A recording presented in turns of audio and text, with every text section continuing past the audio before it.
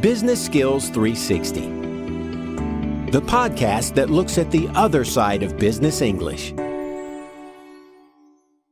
Hello, and welcome back to the Skills 360 podcast. I'm your host, Tim Simmons, and today I want to talk about the habits of highly effective language learners. How is it that some people seem to pick up language easily, while others struggle for years and can't seem to get the hang of it? Well, you might think it's all about talent, that some people just have a knack for languages, while others don't. Talent is part of it, but only a small part of it. In fact, most people who do a good job of learning a language aren't necessarily smarter than everyone else. They just have good habits. I'm using that word, habit, very deliberately. But what is a habit? No, it's not related to a hobbit. It's a behavior that is regular. And this is the very first and most important thing I want to talk about: regularity. It's hard to learn a language if you go in fits and spurts every once in a while. I'm sure you've seen people do this. They decide they need to buckle down and study hard, so they buy a big English book and spend an entire weekend going through it. Then, they don't look at it again for the next 2 months. Does that sound like a recipe for success? No, it doesn't.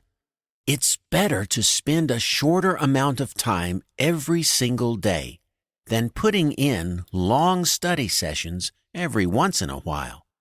Language is a skill, and if you've learned any other skill, whether it's playing tennis or using Excel, you'll know that regular practice, repetition, and routine are the keys to improvement. There's no quick fix, no single book that will reveal the secret to fluency. Rather, it's about practice, practice, practice. Even when things get difficult, you have to persist. Now, if you make language learning a regular part of your daily routine, what does that learning involve? Does it mean trying to cram a bunch of new vocabulary into your brain and making it through 50 pages of a workbook? Well, it shouldn't. Some people get too focused on how much material they're covering and forget about the importance of review. I mean, why move on to new stuff when you're not even clear on the last stuff you learned? So, just like I said, practice, practice, practice. I advise you to review, review, review. That can mean going over lesson notes again and again, or testing yourself on vocabulary lists you've made, or making flashcards that will help you go through new words or concepts. You can also try blank recall, which is when you sit down and try to remember and write down everything you've learned in a session or a day. This will help you solidify what you learn. Reviewing and being regular are related to another habit of good language learners. They set goals. Goals help to give us direction. They motivate us when things get hard, and they show us if and how we're progressing. Goals come in all shapes and sizes. A large goal might be to get a certain score on a test, like a 90 on the TOEFL. A small goal might be to learn 10 new words each week, or you might decide to study 10 podcasts in a month, or you might want to start a conversation with one native speaker each day. Whatever your goal is, however, don't let it override the quality of learning. That is, if you want to learn 10 new words in a week, make sure you are learning them well. Don't cheat yourself by saying you've met your goal when you haven't actually learned much. Okay, now if you ask my friend Abbas from Nazareth what the secret to improving your English is, he'll emphasize one very important habit: taking risks. That is, not being afraid to actually make mistakes, especially in speaking. Some of you might think that you need to speak perfectly all the time, that grammar mistakes are totally unacceptable, and that if you can't pronounce it, you shouldn't say it. I'm sorry, but that kind of perfectionism isn't going to get you very far. You must be willing to be embarrassed, to feel awkward, and to laugh at yourself. I'm not saying that's easy, but I'm saying you'll need to deal with it. Mistakes help us learn. If you do something wrong, you have a chance to learn how to do it right. But if you don't take any risks, you won't have those opportunities to learn. You'll just practice what you already know perfectly, and you won't improve. All right, I talked about 4 important habits. I'm sure most of you remember all 4 perfectly. But let's do a quick review, just in case you're human. First, be regular and persistent. Second, review, review, review. Third, set some clear goals for yourself. And fourth, take risks. With just those 4 habits, you're well on your way to better language learning. But tune in next time for 5 more that will help take you to the next level. That's all for today. If you'd like to test yourself on what we've just covered, have a look at the businessenglishpod.com website. There, you'll find a quiz about today's show, as well as a complete transcript. So long, or as my friend Abbas would say, Ma'as salama. See you again soon. Business Skills 360, the podcast that looks at the other side of business English. Hello, and welcome back to the Skills 360 podcast. I'm your host, Tim Simmons, and today I want to talk about managing your time. When we talk about management and managers, we're usually thinking about managing people, and that involves many different skills. But all these skills are useless if the manager can't manage his or her own self. So good management starts with good self-management. And an essential part of self-management is managing your time effectively, which, in turn, depends on effective scheduling. So, as a manager, how do you set a schedule that works? Well, that starts with prioritizing. You can think of tasks on 2 dimensions: importance and urgency. The first key to good time management is avoiding things that are neither urgent nor important. That includes daily distractions, trivial tasks, and anything minor that simply wastes time. The second key is to minimize things that seem urgent but are not important. A lot of meetings, emails, phone calls, and interruptions fall into this category. Minimizing these 2 categories opens up more space for things that are important and urgent. This means important meetings, deadline-driven work, and emergencies. But the truly effective time manager doesn't spend all her time there. The great manager has ample time for things that are important but not urgent. That includes activities like planning, learning, strategy, research, and relationship building. Of course, you can't achieve the right balance overnight. If you're overscheduled, you need to adopt practices that will gradually ease the pressure. And that begins with how you schedule your time in the first place. The trick here is resisting the urge to rush or finish things quickly. If you're sketching out a timeline for a project, work backward from key dates rather than working forward from the present. As you set timelines, consider taking a slow-on-purpose approach to initiatives that are not urgent.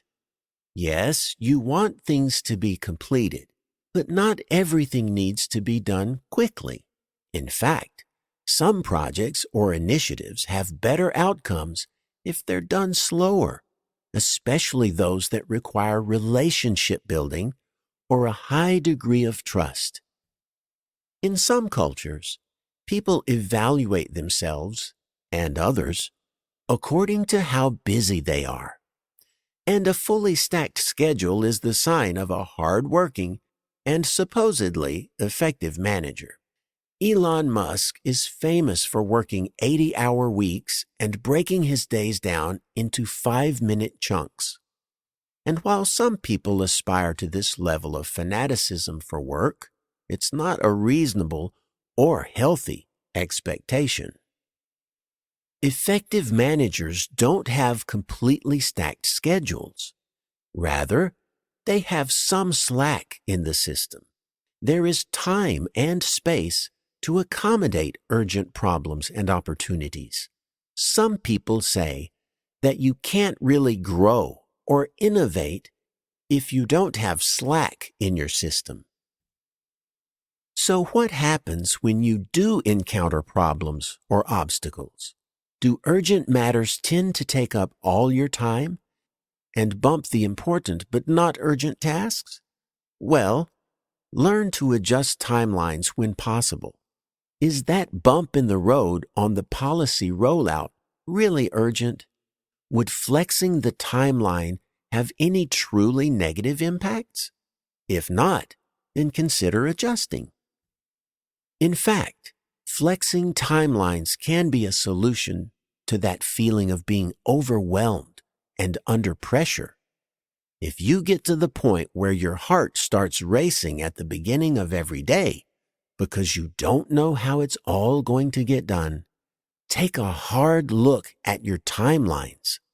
I guarantee there's something that can be stretched, postponed, or put off indefinitely.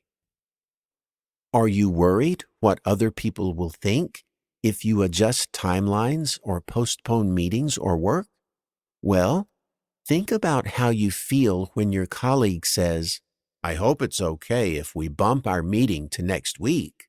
Or, "I wonder if we should hold off on this work until we're less busy." If you're like most people, those words are music to your ears. So, remember to prioritize wisely, reducing the unimportant things and opening up more space in your schedule for what's important but not necessarily urgent. Stretch timelines whenever possible and leave some slack in your system. And adapt and adjust when necessary to ensure a healthy schedule without impacting outcomes. In these ways, you can be an effective manager through effective time management. That's all for today. If you'd like to test yourself on what we've just covered, have a look at the businessenglishpod.com website. There, you'll find a quiz about today's show, as well as a complete transcript. So long, and see you again soon. Business Skills 360, the podcast that looks at the other side of business English. Hello, and welcome back to the Skills 360 podcast. I'm your host, Tim Simmons. And today, I want to talk about time management and the importance of saying no. No is one of the most powerful words in the English language, and it's one of the keys to good time management. It might be odd to think that saying no is a skill, since it sounds so simple, but it is a skill. Some people seem to have been born with it, other people learn it. Either way, it's a critical ability when it comes to managing a business and managing yourself. Just to be clear, when I talk about saying no, I'm talking generally about not taking on something new. When we do this, we don't simply say no to someone. In fact, we've done a 2-part series just on how to say no the right way. If you want some tips on how to say no effectively, those lessons are worth a look. Today, however, I want to focus on why we need to say no. So, what kinds of things am I suggesting you say no to? Well, this could be internal initiatives. It could be personal requests from colleagues for help, or when they want to delegate something. It could also be paid projects and client work. Pretty much anything new that comes up that will require your time, skills, energy, and other resources. Now, wait a second, you might be thinking. Doesn't being a good employee, colleague, or business person mean saying yes in these types of situations? Well, it means saying yes to many of these things, just not all of them.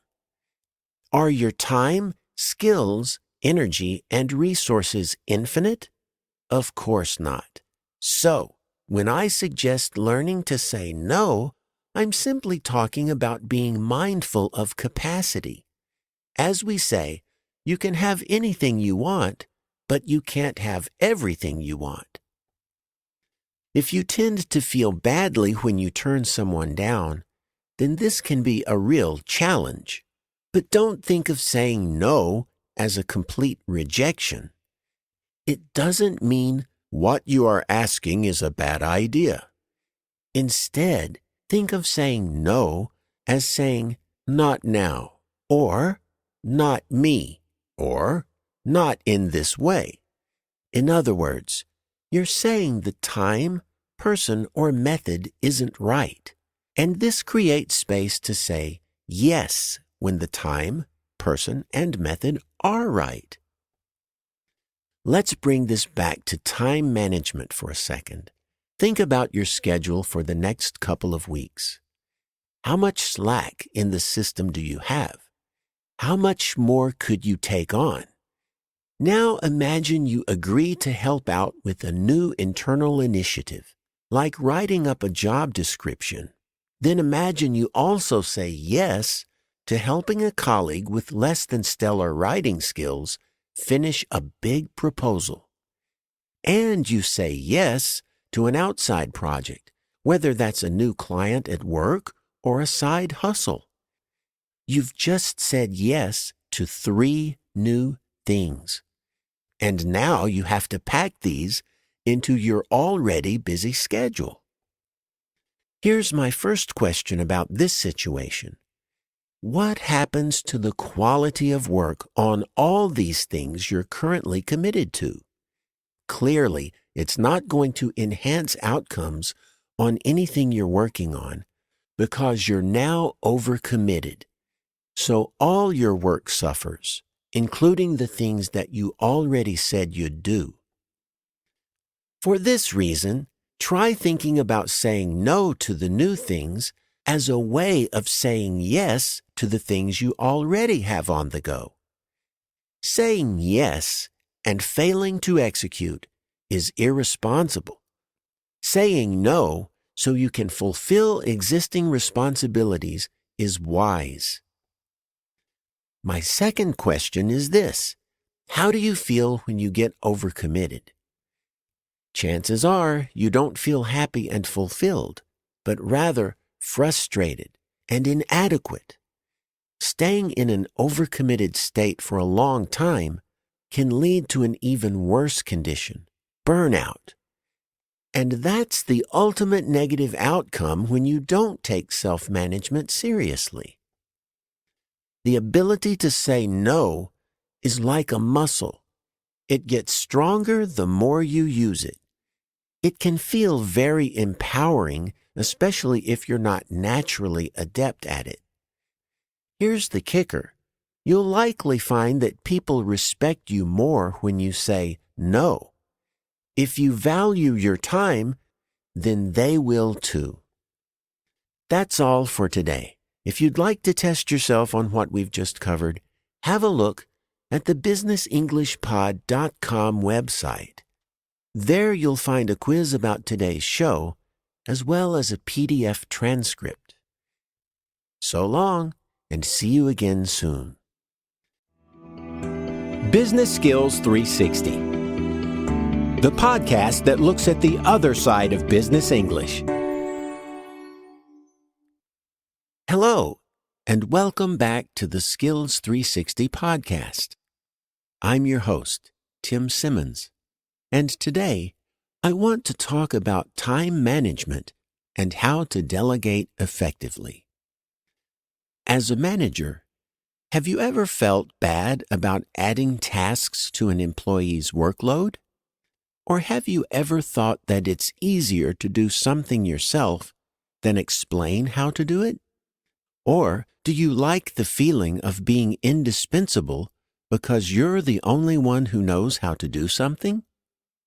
If any of these things are true, then I'm sorry to say you're setting yourself up for failure.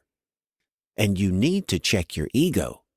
Great managers on great teams don't try to do everything themselves. They build their team's skills and confidence through effective delegation. And this frees up time for more strategic work. The first step in delegating effectively is figuring out what to delegate. And the key here is to keep the highest level tasks and those that can't be done by anyone else. But routine matters, or important things that are suited to someone else's skill set, these should be delegated. Next is figuring out who to delegate to. And that requires you to have a good handle on your team's skills and goals. Play to their strengths and give them opportunities to learn new skills that will help them develop in the direction they want. Don't feel guilty for adding to someone's workload. Your whole job is to assign work effectively. Here's a little example for you. Say you've got 4 direct reports plus an intern that you have to manage. The intern is important, but he is taking up a lot of your time. So, delegate supervision of that intern to the person on your team who aspires to be a manager someday. So you've not just freed up more time for yourself, you're also developing that employee's management skills. But a big word of caution, you can't just say to someone, "Okay, this is on you now." You need to clearly define what the task is and your expectations for its completion. Don't just tell someone, "I'm too busy to respond to this RFP that just came in. Can you handle it?" Be clear and provide some instructions. That might sound something like this. "I'd like you to put together a proposal for this RFP by the end of the month. If you can get me a draft by the 20th, that'll give us a week to review and revise for final approval by the 27th. Once you are clear about your expectations, then you need to ensure the person has the right support and resources. For instance, you might say, "If you need some examples, you can have a look at the proposal Simon submitted last month." Or you might say, If you have questions, you can always pop me an email. And if something needs budget, then by all means give the person budget. In fact, handing over full responsibility with support and resources is better than handing over one part of a responsibility. It's more meaningful to the employee, and it will serve you better in the long run. If you've chosen the right person, explained your expectations clearly, and provided resources and support, then it's time to back off. We've all had managers who are control freaks and can't stop themselves from micromanaging. This type of person will always struggle with time management. But backing off doesn't mean abandoning the person. Check in with them. See how things are going. Ask if there's any additional support needed. Good managers empower people through coaching. Sometimes that can be done on an ad hoc basis, and sometimes that requires regularly scheduled check-ins. Either way, ask yourself, how can I support this person to be effective? Rather than, how can I make sure this person does things the way I would do them? Finally, if the person has succeeded, let them know. Say something like, "Really great work on that proposal. You really knocked it out of the park." That's all a part of the regular, ongoing feedback that is part of management. But it's especially important when we've asked someone to take on something new. And you can finish off by giving yourself a pat on the back as well for being an effective delegator. That's all for today. If you'd like to test yourself on what we've just covered, have a look at the businessenglishpod.com website. There, you'll find a quiz about today's show, as well as a PDF transcript. So long, and see you again soon.